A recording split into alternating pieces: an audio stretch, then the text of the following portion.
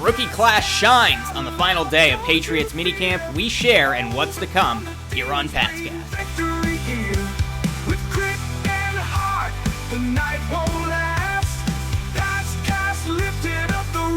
Welcome to Patscast. I'm Brad Whitaker. This is one of my favorite jingles. So good that I've played it twice on this podcast. If you want to hear the full song, listen until the end. But today was the final day of Patriots minicamp, the very last day of their formal off-season program. Minicamp's not very long, right? They had their first practice on Monday. It was mandatory. Everyone needed to be there that was healthy.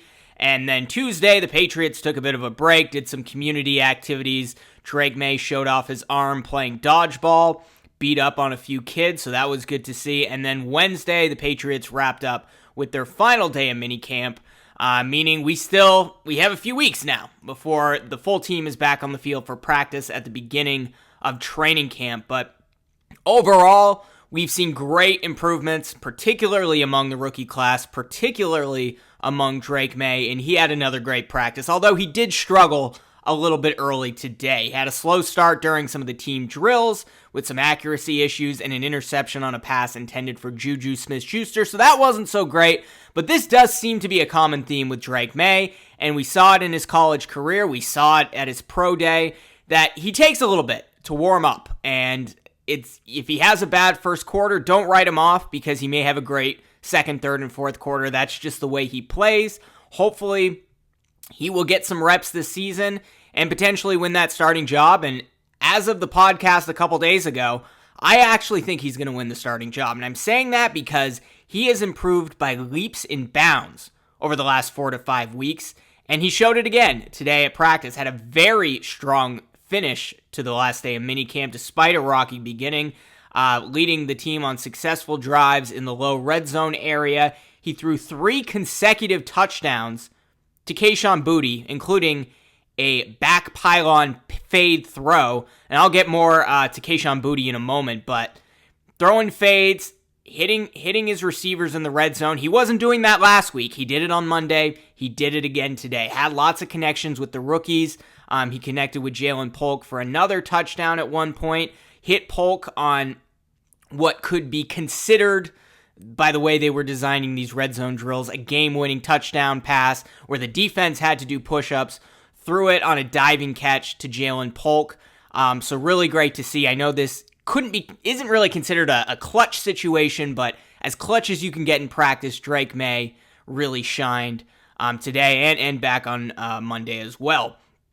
And then Maye has really just shown a ton of enthusiasm out there. Ended minicamp on a high note, making lots of touchdown passes, and we've really seen him improve a lot of ways in terms of his footwork. His mechanics look better, and it really has come with timing and rhythm and all of the things that new offensive coordinator Alex Van Pelt has emphasized, not just for Drake Maye, but for the entire offense, because they're running a West Coast offense. It is all about timing and rhythm. Those are the 2 buzzwords so far in this offseason program, and will probably be the 2 buzzwords throughout training camp.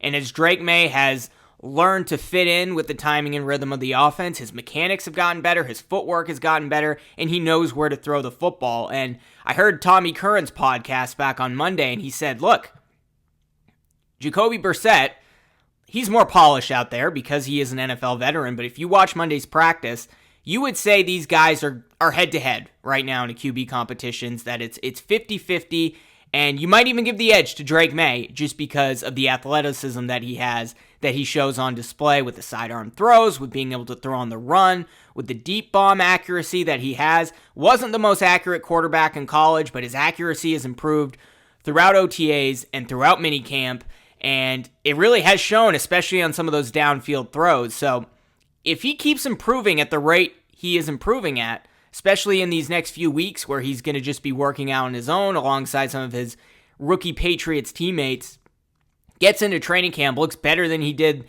this week in minicamp, he has a real shot to win the job. And as of this week, I think he's going to do it. But we'll see. I mean, this is a much bigger leap, winning the starting job against Jacoby Brissett in an offense that he ran before with Alex Van Pelt than it was for Mac Jones beating out Cam Newton when he was clearly the better quarterback throughout training camp and could actually throw the football accurately.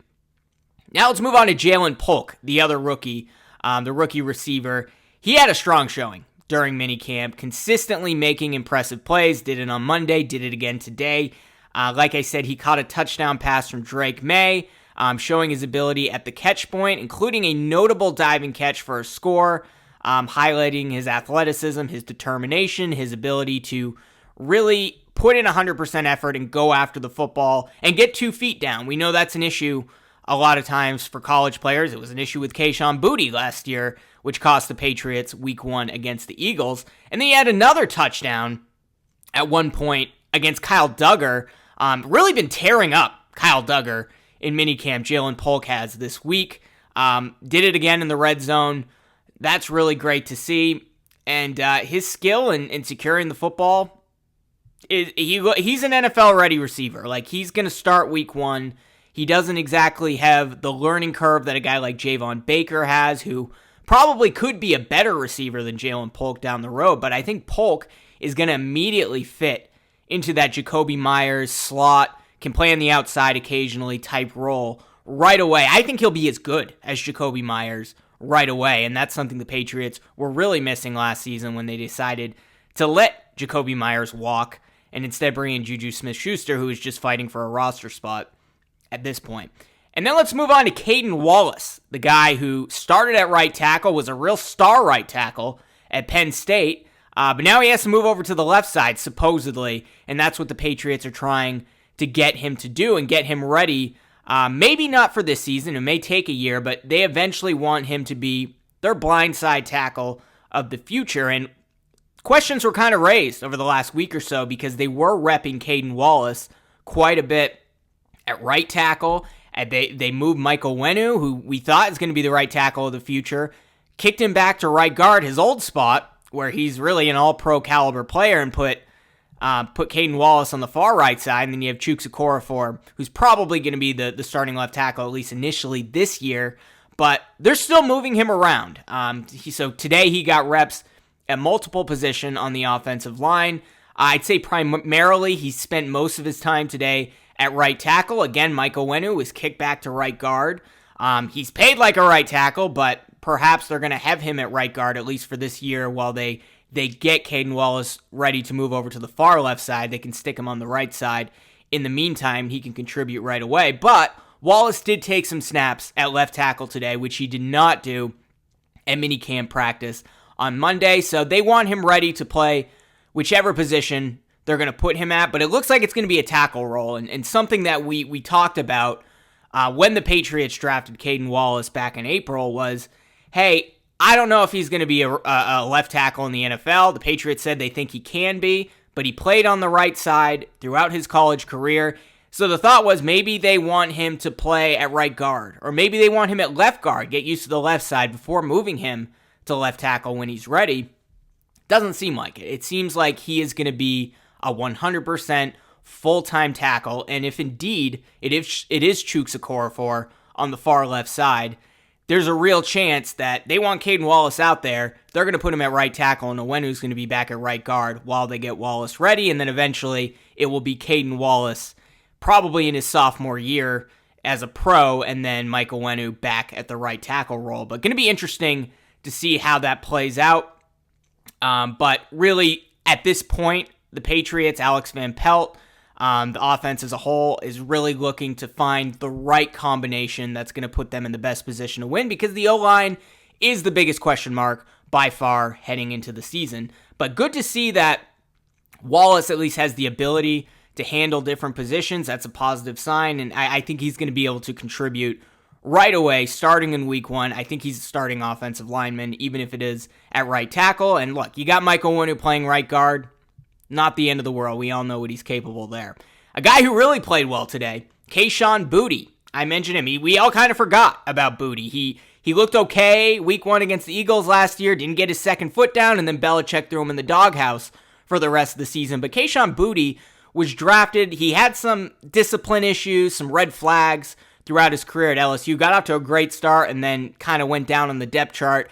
but very talented, athletic wide receiver that Belichick drafted last year, intending for him to be a project, maybe a practice squad guy early on. But they're still working to develop Kayshon Boutte, and Tyquan Thornton was absent today, so Kayshon Boutte basically took that role because, as we've seen throughout OTAs, throughout minicamp, the Patriots are really giving preferential treatment to seniority. I wouldn't call Boutte or Thornton a veteran. I don't know where that line is of when you're an NFL veteran, but because Kayshon Boutte's been on the team now heading into year 2, he's getting those first team reps that Tyquan Thornton was getting before, and he had a hell of a practice. He scored 3 touchdowns in the low red zone area. His touchdowns included a contested slant, an over-the-top catch against Marte Mapu, and as I mentioned, a back pylon fade over Mikey Victor. And I guess Maye came back to Boutte on the first play of the next period after another significant gain over the middle of the field when they had the extended field to work with. But Drake Maye really praised Kayshon Boutte, his skills, highlighting his playmaking ability and his experience playing in the SEC conference. But I gotta say, Boutte's had an impressive minicamp. He's shown flashes in OTAs. He has the potential to make the team and be a valuable offensive weapon. Now, what that means for guys like Tyquan Thornton, guys like Juju Smith-Schuster, hell, even KJ Osborne, who we thought would be a great contributor, maybe he'll even be on the chopping block. He's on a 1-year contract. Training camp's really going to determine this, but if Kayshon Boutte really takes a year 2 leap and looks to be a starting NFL wide receiver, I'm not sure you have all the space for all those guys. You know, I think probably going to keep KJ Osborne on the roster, right? Like that seems a little wild that you would bring him in from Minnesota, was a solid number 3 receiver behind Jordan Addison and, of course, Justin Jefferson. They brought him in thinking like, hey, he would be a number 1 on a lesser team. Well, this is a lesser team, but, you know, Jalen Polk contributing. We know Demario Douglas is slotted in as the slot receiver of the future, and he had a hell of an OTA and minicamp, and then you got Javon Baker and the athleticism and the development of him, and Juju and Tyquan and all these guys, Osborne and Kendrick Bourne will be coming back. He's certainly going to be on the roster when he's fully healthy. Did not really participate much at OTAs. Didn't participate at all at minicamp, but Kendrick Bourne expected to be out there hopefully at training camp. Certainly been working out like he's 100% healthy in the offseason, but too many cooks in the kitchen at this point in the wide receiver room, so training camp's really going to determine who makes the team and who doesn't, and I'm not sure there's a spot for guys like Juju or guys like Tyquan Thornton, who actually had a pretty good last few weeks. Tyquan Thornton did, so I don't know. We'll see what happens there, but it's a good problem to have with all of the issues the Patriots receivers have had over the last few seasons, especially since losing Jacoby Myers, especially since losing guys like James White in the backfield. They now have Antonio Gibson to play that role. I think we're starting to see it come together, and we're going to see a real NFL offense again, assuming they can learn this new wide zone West Coast offense, which they tried to run under Matt Patricia in the past. But that really is ultimately going to come down to the offensive line. And like I said, Mike Onwenu played primarily at right guard this week at minicamp. Caden Wallace played primarily at right tackle. Vidarian Lowe, Calvin Anderson, they were the backup tackles. And then Nick Leverett, we know David Andrews is going to be the starting center, but he played kind of a backup center role, and some of the interior lineman positions played a lot at guard. Maybe not going to be in the starting lineup, but he's a guy who may be first off the bench if one of those guys goes down.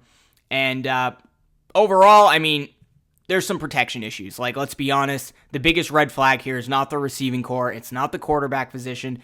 It is the offensive line, and they continue to face challenges with protections throughout minicamp, which is why they're moving guys around, trying to find the right combinations. But it should be noted, there's no pads. There was an absence of a running game at today's minicamp, and it looked like a little bit on Monday as well. So we won't really know until a week or so into training camp when the players are going 100% at full speed, wearing pads, when they have a visiting team coming to Foxborough or the Patriots go on the road somewhere and practice against someone else. That's when we will know just how good this offensive line may indeed be. But look, there's a lot of flexibility there with Owenu, with Wallace, with Leverett, and that versatility is crucial for depth and for adapting to injuries, which always happen with offensive linemen, particularly in today's day and age. But Minicamp highlighted a lot of areas for improvement for the O-line, their protection schemes, and there's going to have to be a lot of individual player evaluations done by Jerron Mayo, by Alex Van Pelt, by the offensive line coach, by Elliott Wolf, who's in charge of the 53-man roster, and ultimately they're going to have to determine the best lineup heading into training camp and run with that team for a little while, because you can't just keep moving people around because they're not going to get the experience they need to be ready to go when week 1 of the NFL season hits. Now, overall in the defense, Matthew Judon, good to see he was a full participant this week after skipping out on OTAs. We know he's kind of in an odd contract situation with the Patriots. I know he wants to stay, but he's getting up there in age, so we'll see. I know the Patriots probably want to bring him back for a discount. Judon certainly has earned his stripes, but he was injured last season, so we'll see. But, he was a full participant. Devon Godshaw was limited, but he was present every day and working on his conditioning.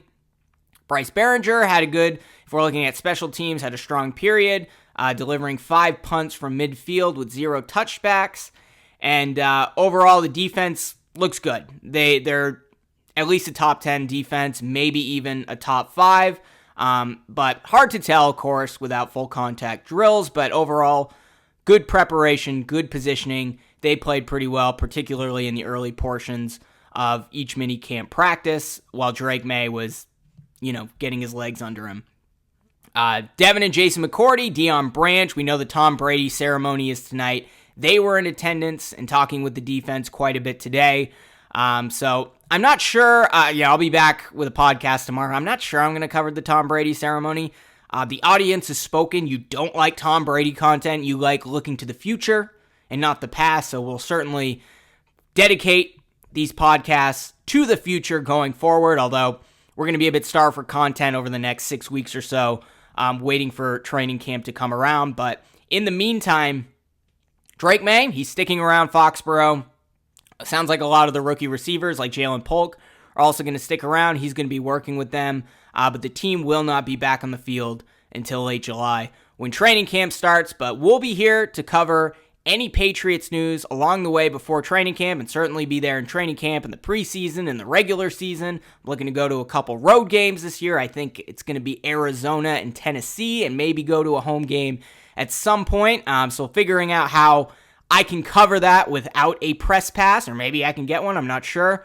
We'll find out, but we'll be here at Pat's Cast to cover it. You don't want to miss out. If you're watching on YouTube, be sure to like this video, subscribe to the channel, hit the notification bell so you don't miss out on any Patriots breaking news, or subscribe if you are a listener on Apple Podcasts or on Spotify. We'll be back tomorrow with more New England Patriots coverage. In the shadows, casting doubts, every mistakes, trying to find their way, but the road it quakes. Pat's Cast echo calling from the stands. Rookie stumble, fumble, gotta make this stand.